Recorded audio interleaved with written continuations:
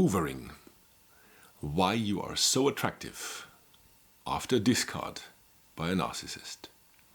Welcome to today's topic, ladies and gentlemen. I'm Coach Tobias Forst, founder of Achilles Life Coaching, decade-long recipient of narcissistic abuse, and I've saved myself from it. And I will support you on your journey to your personal freedom. So we all know the outset of a narcissistic relationship. It starts with love bombing, then interchangeably between devaluations and mini discards, silent treatments, pauses, breaks, taking a break within the relationship until the final discard happens.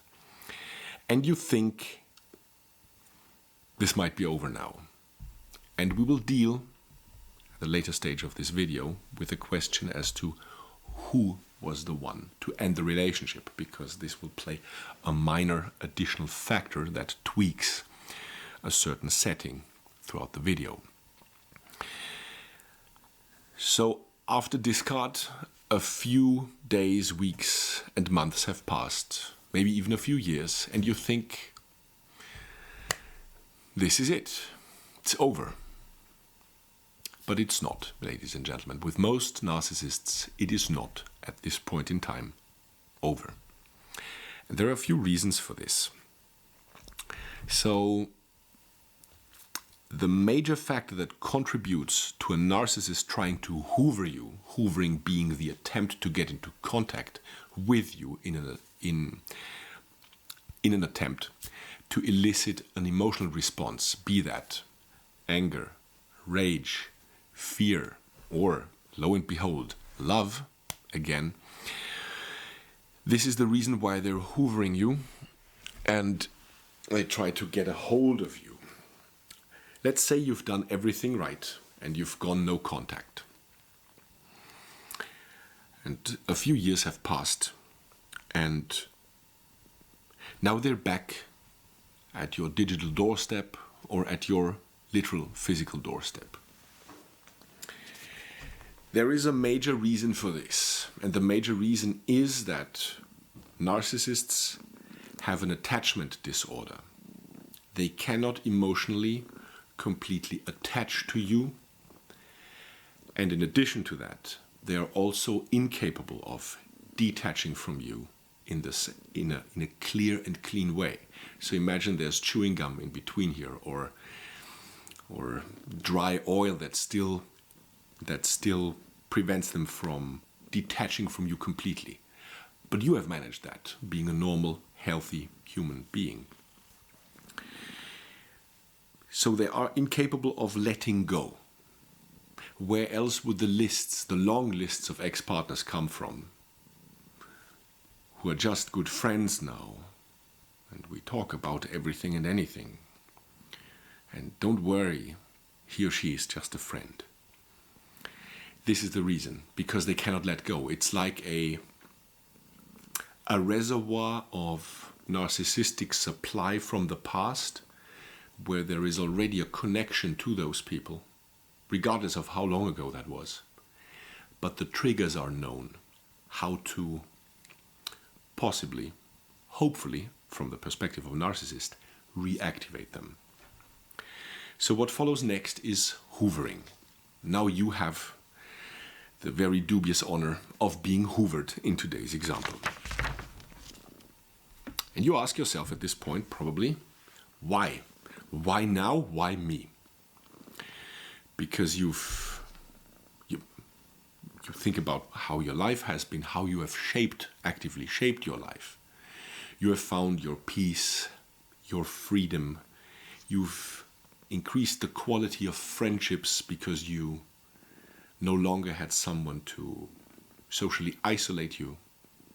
You might have even found your life's purpose.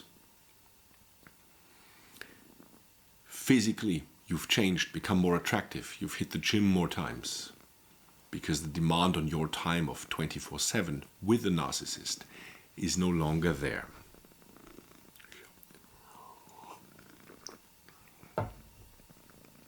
Your depressions have ceased to return. You're radiating again. So in short, why do they hoover you after everything you've achieved for yourself? From the perspective of the narcissist, everything you've achieved for yourself contributed to one major factor. And that is you being a battery of narcissistic supply that was discarded when it was empty. And this battery, you, ladies and gentlemen, have miraculously managed to recharge yourselves. Maybe even grown in possible energetic output. This is why they're hoovering you.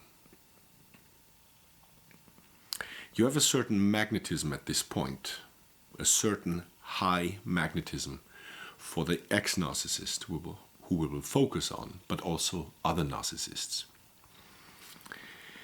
Because you've put yourself into a state of possible, almost limitless narcissistic supply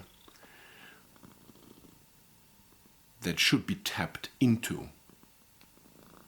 And it is time for the narcissist now to use you, or I should rather say abuse you. If, ladies and gentlemen, if you let them, and this is what we want to prevent at all costs, there will be no repetition of the same cycle and the repetition of the same cycle, and on it goes. When it ended, and you need to keep the narcissist at bay. So now to the side question at the beginning of the video. Who was responsible for the discard? This can play a minor tweaking role as to the motivation behind hoovering you. And that motivation is the following: if the discard came from you, if you back then said, I'm done with this, you and I are no more. What back then, what you managed to do without this having been your intent, was that you caused narcissistic injury. You caused narcissistic mortification. You caused narcissistic collapse.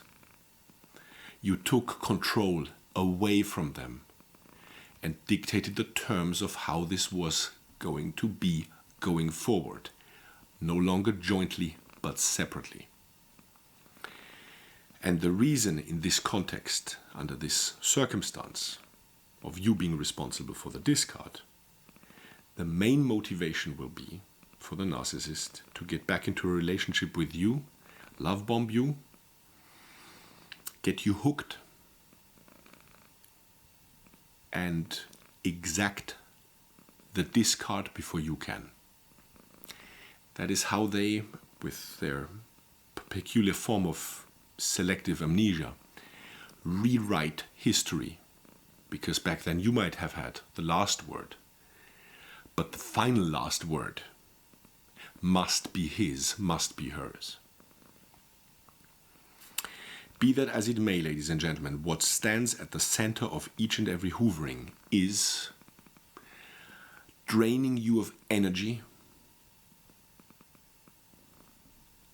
in an attempt to also facilitate your destruction. And this cannot happen. For some of you, it might have been very close. You might have already been there several times, some of you. But this needs to be prevented at all costs. So in conclusion, ladies and gentlemen, 3 points I would like to mention and give you to think about. You have managed from a state of emptiness to recharge your battery and even possibly overcharge it because you have improved your life proactively. Congratulations in the eyes of your ex-narcissist, your narcissistic ex. He's certainly not an ex-narcissist. You've become sexy again. And this needs to be tapped into, this energy reservoir that you have now managed to make of yourself. Number 2, you have to be constantly vigilant. You have to constantly pay attention. This is the price for your healing and for your continued freedom from toxic people like narcissists. We're not talking about paranoia, expecting the enemy around each corner or within every single person that you meet. But a healthy radar for the people you have social interactions with, and a keen ear to the ground to listen and extrapolate any and every possible red flag with people that might expose them as being toxic and or narcissistic.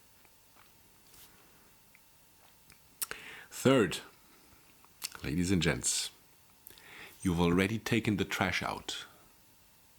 You're not going out there again, rummaging through the trash bin.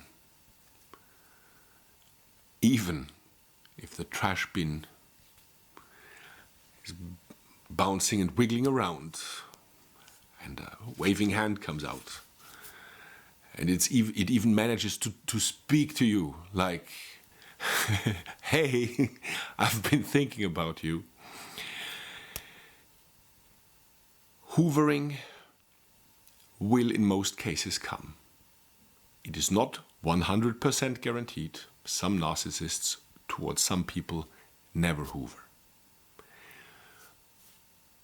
But the stats show that it is very likely that hoovering at some point or another will happen. And I would like you to be ready for it. Know what's coming. Be aware of what can come. And I implore you to hold your course. To stay on the vector that you've chosen. And that vector does not include any even tangential point of connection with the narcissist. But at least now you know why you are attractive after discard and why narcissists hoover you. Be your own hero and be your own heroine. Thanks for watching, ladies and gentlemen. I'll see you next time.